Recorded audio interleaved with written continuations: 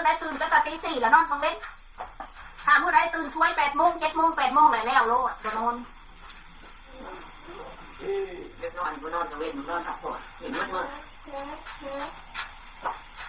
จะมืดจะนอนนะมันนอนเล่นเล็กน้อยไม่ต้องเป็นทำอยู่คือเรื่องของมันก็นอนเล่นก็นอนเล่นอยู่เดิมตี 3 ตี 4แล้วนอนเล่น8 9 โมงแล้ว9 โมง 8 9 โมงนะโคตร3 โมงเลยนอนแล้วรับรถคนจะหมด11 โมงเที่ยงแล้วตื่นบาทนี่11 โมงเที่ยงตื่นบาทเนี่ยกลางคืนแล้วเอ้ยบาทนี่ที่1 ที่ 2เลยจะนอนบาทเนี่ยบ่นอนแล้วพอนอนตื่น11 โมง 12 โมงเลยเห็นดูได้ดิเอ้ยเขาเล่นแล้วเขาก็นอนจกหูจกคันจกหูจกตาคนนั้นจกตาคนนี้แล้วขี่ข้อคนนั้นขี่ข้อคนนี้ล่ะนอนเต็งลงกันแล้วสิบาทมันก็วนแล้วอยากกินข้าวอยากกินนมแล้วป่ะลงมือเริ่มเบิดไปเลยนี่นมมันล็อกมากเลยก็ออกมากระป๋องมันเอามาเสิร์ฟมัน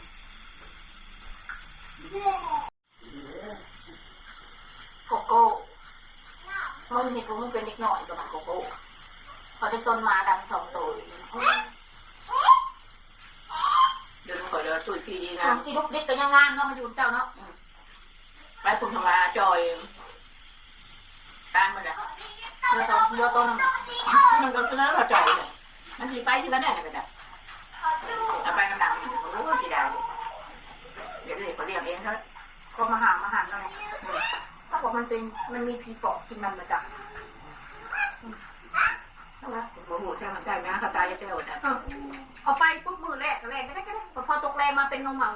ปฏิมานาหยอกขันมันจะรอเขาเรียกกับบ่อนะมานาบริเกตจังเอาไปนอนตุ่มผ้าห่มมันเรียกสิจ้ะถ้าแป้งให้ซื่อ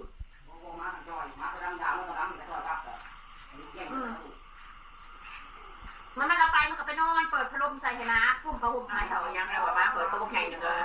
ไม่ยังแล้วอ่ะพี่ปอกประดับแถวลม